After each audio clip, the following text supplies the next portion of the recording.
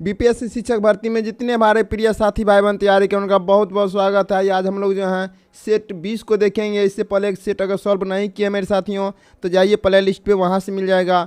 और यहाँ पर रुक्मिणी किरण और यूटेरिया का एडुटेरिया है, सारे बुक जो है उपलब्ध है, वहाँ पर आपको सेट मिल जाएगा। आप वहाँ से जो है निकाल के पढ़ लीजिए, ठीक है। और समय कम है, समय को देखते हुए अच्छे से तैयारी करना है। तो आइए सेट नंबर 20 से स्टार्ट करते मेरे साथियों, ठीक है। तो इसमें पहला क्वेश्चन है, द्रव्यों में घर्षण को क्या कहा जाता है? द्रव्यों में घर्षण को क्या कहा जाता है मेरे साथियों? द्रव्यों में जो है सो घर्षण का श्याम घर्षण, बल श्याम घर्षण कहा जाता है। इसका राइट आंसर हो जाएगा ऑप्शन नंबर 2, ठीक है, श्यानता, ठीक है, श्यानता होगा। आगे चलते हैं, अगला क्वेश्चन है, निम्नलिखित में से किस महानगर का नाम स्वतंत्रता के बाद से अब तक नहीं बदला गया? इसका राइट आंसर क्या होगा मेरे साथियों? इसका राइट आंसर हो जाएगा दिल्ली, ठीक है। आज़ादी के बाद से मेट्रो सिटी दिल्ली के नाम में कोई बदलाव नहीं आया है। कलकत्ता का नाम बदलकर कोलकाता कर दिया, बम्बई का नाम बदलकर मुंबई कर दिया, मद्रास का नाम बदलकर चेन्नई कर दिया, लेकिन दिल्ली का नाम वही है मेरे साथियों। तो इसका राइट आंसर हो जाएगा ऑप्शन नंबर 2। आगे क्वेश्चन है, निम्नलिखित में से कौन सी भारत और चीन के मध्य स्थित 3 व्यापारिक जांच चौकियों में शामिल नहीं है? मेरे साथियों इसका राइट आंसर क्या होगा? आप बता सकते हैं कि जो इसका राइट जो आंसर हो जाएगा खैबर दर्रा होगा। इसका राइट आंसर क्या हो जाएगा? खैबर दर्रा हो जाएगा। खैबर दर्रा पाकिस्तान के खैबर पख्तूनख्वा प्रांत में अफगानिस्तान की सीमा पर स्थित एक पहाड़ी का दर्रा है, ठीक है साथियों। तो इसका राइट आंसर हो जाएगा ऑप्शन नंबर 4, खैबर दर्रा। अगला क्वेश्चन है, कहता है किसके द्वारा दिल्ली सल्तनत में इक्ता प्रणाली को संस्थागत रूप से लागू किया गया है? ठीक है, तो इसका राइट जो आंसर हो जाएगा इल्तुतमिश। इक्ता प्रणाली कृषि कर की एक प्रथा थी जिसने इल्तुतमिश ने दिल्ली सल्तनत में लागू किया गया था। इसका राइट आंसर हो जाएगा ऑप्शन नंबर 3, इल्तुतमिश। अगला क्वेश्चन है, आगे क्वेश्चन कहता है कि किस मिश्रण का उपयोग सोने की शुद्ध करने के लिए किया जाता है? तो इसका राइट आंसर जो हो जाएगा मेरे साथियों एक्वा रेजिया जो है शांत नाइट्रिक अम्ल एवं हाइड्रोक्लोरिक अम्ल का मिश्रण है। आमतौर पर मात्रा के आधार पर पहले से 3 भागों में बांटा गया है, ठीक है। इसका राइट आंसर जो हो जाएगा ऑप्शन नंबर 3, इसका राइट आंसर हो जाएगा। अगला क्वेश्चन है, विद्यांजलि परियोजना क्या है? विद्यांजलि परियोजना क्या है? विद्यांजलि एक स्कूल स्वयंसेवी कार्यक्रम है। सरकारी स्कूलों में सामुदायिक तथा निजी क्षेत्र की भागीदारी को बढ़ावा देने हेतु भारत के मानव संसाधन विकास मंत्रालय का एक पहल है। मेरे साथ ही इसका राइट जो आंसर हो जाएगा, ऑप्शन पर चलते हैं, इसका राइट आंसर हो जाएगा राजकीय विद्यालयों में शैक्षणिक कार्यों की सहायता हेतु स्वयंसेवक, ठीक है। अगला क्वेश्चन है, भारत की पहली गणतंत्र दिवस परेड के मुख्य अतिथि कौन थे? साथियों बताइएगा। इसका राइट आंसर हो जाएगा 1950 में भारत के पहले गणतंत्र दिवस समारोह के दौरान इंडोनेशिया के राष्ट्रपति सुकर्नो मुख्य अतिथि थे। इसका राइट आंसर क्या हो जाएगा? इंडोनेशिया के राष्ट्रपति सुकर्नो है, ऑप्शन नंबर 1 इसका राइट आंसर है। अगला क्वेश्चन है, जल में डैश मिलाकर जल की अस्थायी कठोरता को दूर किया जा सकता है? इसका जो राइट आंसर हो जाएगा, पानी की अस्थायी कठोरता पानी में मैग्नीशियम कार्बोनेट एवं कैल्शियम कार्बोनेट के कारण होते हैं मेरे साथियों। तो इसका राइट जो आंसर हो जाएगा वो होगा washing soda, option number 1 washing soda. आगे चलते हैं, आगे क्वेश्चन है कुछ मैथ का मेरे साथियों क्वेश्चन है। मैथ को ज़्यादा नहीं, 8 से 9 मैथ है और इसको हम आंसर देखते चलेंगे। नीचे दिए गए पैटर्न का ध्यानपूर्वक अध्ययन करें और दिए गए विकल्पों में से उस संख्या का चयन करें जो प्रश्न ची के स्थान पर आ सकती है। प्रश्न ची के स्थान पर आ सकती है मेरे साथियों। इसका राइट जो आंसर हो जाएगा ऑप्शन नंबर 3, इसका राइट आंसर हो जाएगा। आगे चलते हैं, अगला क्वेश्चन है कि 4 वर्ष पहले राम और श्याम की आयु का अनुपात 13:9 था। अब से 8 वर्ष बाद उसकी आयु का अनुपात 4:3 होगा। उसकी वर्तमान आयु का अंतर ज्ञात कीजिए। तो इसका राइट आंसर जो हो जाएगा ऑप्शन नंबर 2 16 इसका राइट आंसर हो जाएगा। आगे चलते हैं, अगला क्वेश्चन है कि दो कारें शहर ए से क्रमशः सुबह 8:30 बजे, सुबह 8:45 बजे शहर बी के लिए निकलती है। ये कारें क्रमशः 45 किलोमीटर प्रति घंटा और 54 किलोमीटर प्रति घंटा की चाल से चलती है। शहर ए से कितने किलोमीटर की दूरी पर दोनों कारें एक साथ चलेगी? तो इसका राइट आंसर जो हो जाएगा ऑप्शन नंबर 1, ठीक है, ऑप्शन नंबर 1 इसका राइट आंसर हो जाएगा 67.5 5। आगे चलते हैं, अगला क्वेश्चन है, दी गई आकृति में ए बी और सी डी समानांतर रेखाएं ओ की ऐसी बिंदु है कि कोण सी डी ओ बराबर 70 डिग्री और कोण डी ओ बी बराबर 100 डिग्री है। तो कोण ए बी ओ का मान ज्ञात कीजिए। मेरे साथियों, कोण ए बी और ओ का मान ज्ञात करना है, ठीक है। तो इसका राइट आंसर क्या हो जाएगा? तो ये हो जाएगा 30 डिग्री। ऑप्शन नंबर 3 इसका राइट आंसर है। अगला क्वेश्चन है कि एक वर्गाकार मैदान के विकर्णतः एक बार का निर्माण किया जाना है। यदि वर्गाकार मैदान का क्षेत्रफल 2 किलोमीटर स्क्वायर है तो बार की लंबाई ज्ञात कीजिए, ठीक है। बार की लंबाई ज्ञात कीजिए, इसका राइट आंसर हो जाएगा ऑप्शन नंबर 1। आगे चलते हैं, अगला क्वेश्चन कहता है कि निद्रालुता रोग इनमें से किसके कारण होता है, ठीक है। तो इसका राइट आंसर जो हो जाएगा ऑप्शन नंबर 3 सीसी मक्खी, इसका राइट आंसर हो जाएगा ऑप्शन नंबर 3। आगे क्वेश्चन है कि किसे भारत सरकार का पहला विधि अधिकारी माना जाता है।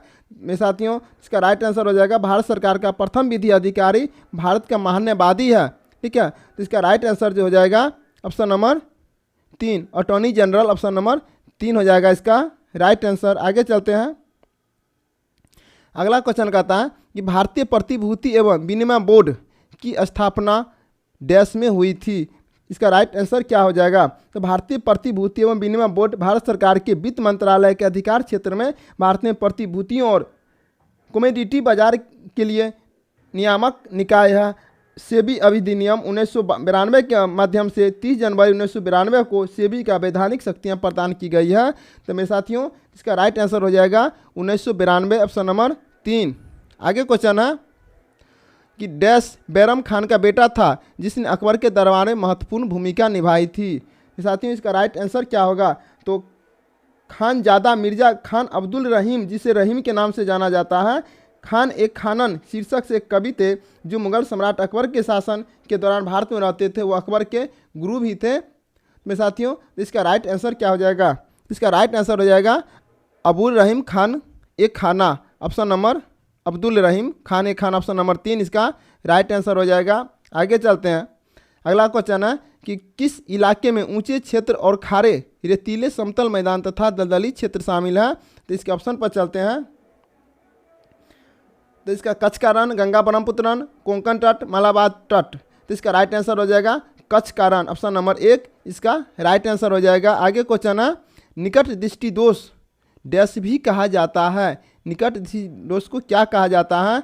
इसका राइट आंसर हो जाएगा मायोपिया। निकट दृष्टि दोष को मायोपिया कहा जाता है, ऑप्शन नंबर 2 इसका राइट आंसर हो जाएगा। अगला क्वेश्चन है कि किस स्वतंत्रता सेनानी मुंडक उपनिषद के लिए शब्द सत्यमेव जयते को लोकप्रिय बनाया। तो इसका राइट आंसर हो जाएगा मदन मोहन मालवीय, ऑप्शन नंबर 3 इसका राइट आंसर हो जाएगा। अगला क्वेश्चन है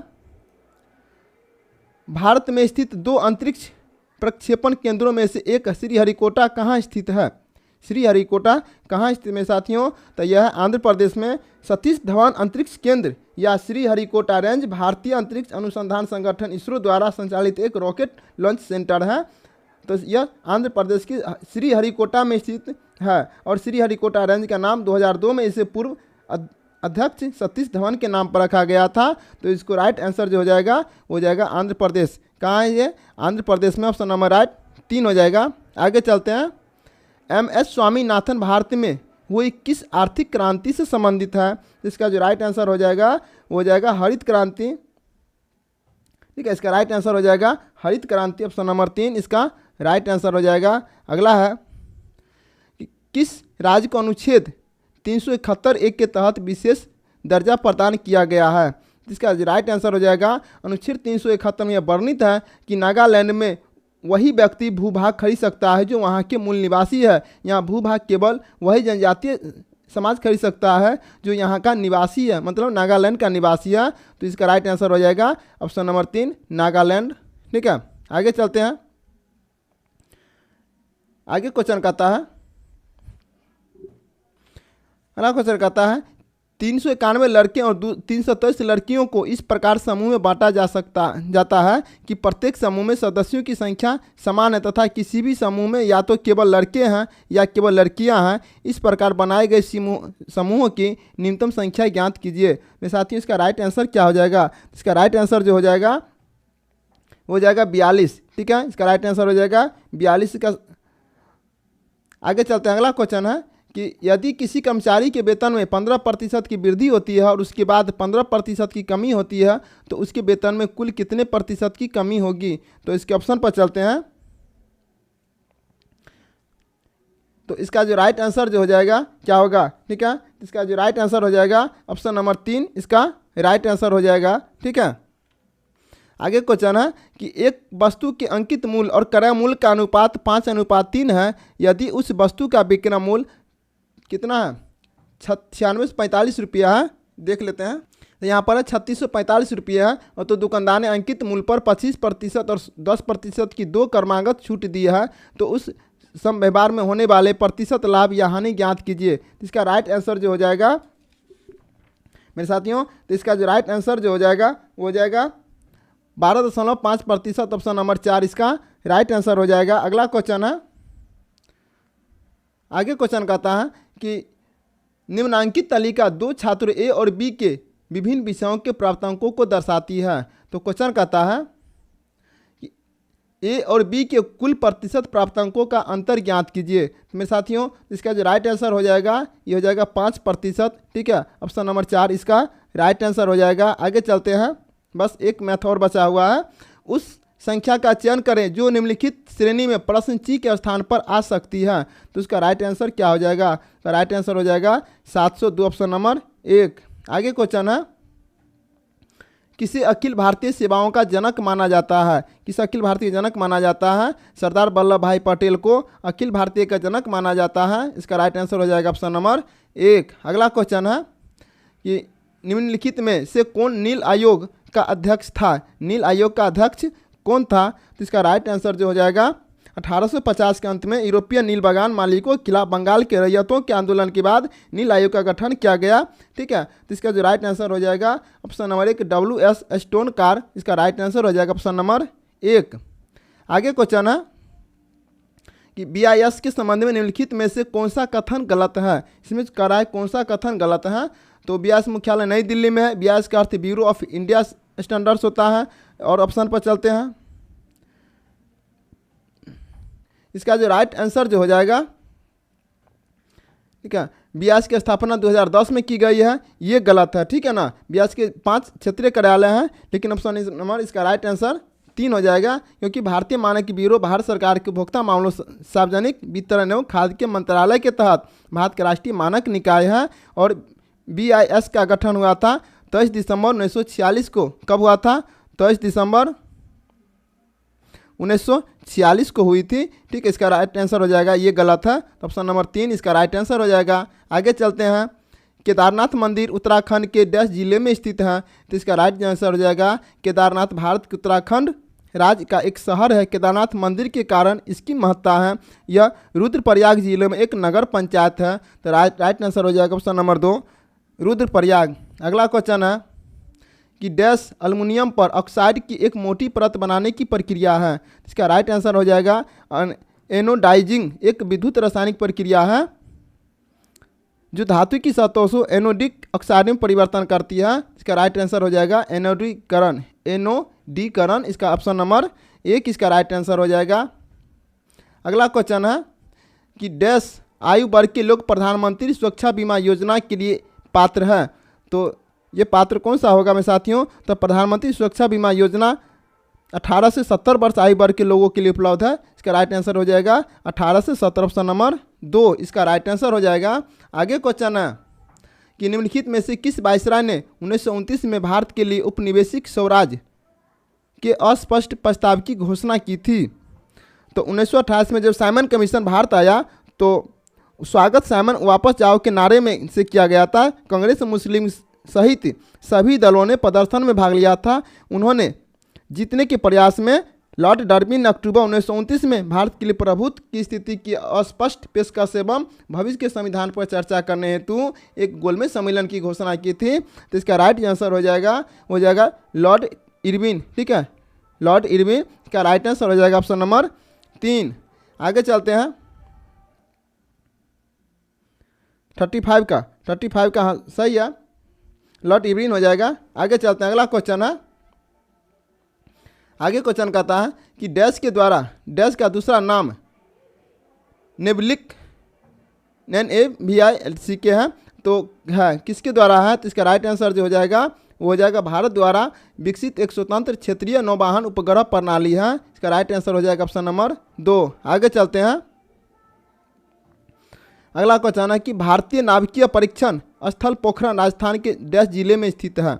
जिसका राइट आंसर क्या हो जाएगा? पोखरण राजस्थान के जैसलमेर जिले में स्थित है। एक थार रेगिस्तान के क्षेत्र में स्थित एक दूसरा दूरस्थ स्थान है। भारत के प्रथम भूमिगत परमाणु हथियार बैलिस्टिक मिसाइलों के परीक्षण स्थल के रूप में कार्य करता है। तो इसका जो राइट आंसर हो जाएगा जैसलमेर। ठीक है, जो जहाँ नाभिकीय परीक्षण हुआ था वो जैसलमेर जिला में स्थित है। आगे चलते हैं, अगला क्वेश्चन है कि किस तिथि को विश्व रक्तदाता दिवस मनाया जाता है? तो विश्व रक्तदाता दिवस जो है 14 जून का आयोजित किया जाता है। जिसका राइट आंसर हो जाएगा ऑप्शन नंबर 2, 14 जून। आगे चलते हैं अगला क्वेश्चन पे। अगला क्वेश्चन है कि डगलस एंगलवर्ट ने निम्नलिखित में से किस उपकरण या इंटरफेस का आविष्कार किया गया था? मेरे साथियों, इसका राइट आंसर हो जाएगा कंप्यूटर माउस का आविष्कार एवं विकास डगलस एंगलवर्ट ने 1960 के दशक के दौरान बिल इंग्लिश की सहायता से किया गया था और 17 नवंबर 1970 को पेटेंट कराया गया था। जिसको जो राइट आंसर हो जाएगा कंप्यूटर माउस। ठीक है, राइट आंसर हो जाएगा डगलस एंगलस निम्नलिखित से किसने तैयार किया था? तो कंप्यूटर माउस, ऑप्शन नंबर 4 इसका राइट आंसर हो जाएगा। अब और इस सेट का लास्ट क्वेश्चन है। मेरे साथ ही बताइएगा कि 40 अंक में कुल कितना मार्क्स आया। बहुत अच्छा सेट है, बहुत अच्छा क्वेश्चन है। ठीक है, तो भारत के राष्ट्रीय पक्षी भारतीय मोर का वैज्ञानिक नाम क्या है? मोर का वैज्ञानिक नाम मेरे साथ ही बताइएगा। तो पाबो क्रिस्टेस भारतीय मोर का वैज्ञानिक नाम जो सबसे अधिक आबादी वाला है, वो सबसे अधिक आज ज्ञात प्रजाति है। तो हरे मोर का वैज्ञानिक नाम पाबो म्यूटिकस है और भारतीय मोर व हरा मोर पाबो जीनस की उप प्रजातियाँ हैं। तो साथ ही इसका राइट आंसर हो जाएगा पाबो क्रिस्टेटस, ऑप्शन नंबर 4 इसका राइट आंसर हो जाएगा। तो मेरे साथियों, अगर अभी तक पिछला सेट अगर नहीं देखे हैं तो प्ले लिस्ट से जाइए। रुक्मिणी किरण एडुटेरिया का सारे बुक उपलब्ध है मेरे साथियों, वहाँ से आपको मिल जाएगा। ठीक है, और कम समय है, समय को देखते हुए अधिक से अधिक सेट बनाइए और अधिक से अधिक बुक को पढ़िए। मेरे साथियों, सिलेक्शन हो जाएगा, यही भगवान से प्रार्थना करते हैं, आग्रह करते हैं। ठीक है, तो चलते हैं अब। तो बस आज के लिए इतना ही, तो फिर मिलेंगे अगले क्लास में। जय हिंद, वंदे मातरम।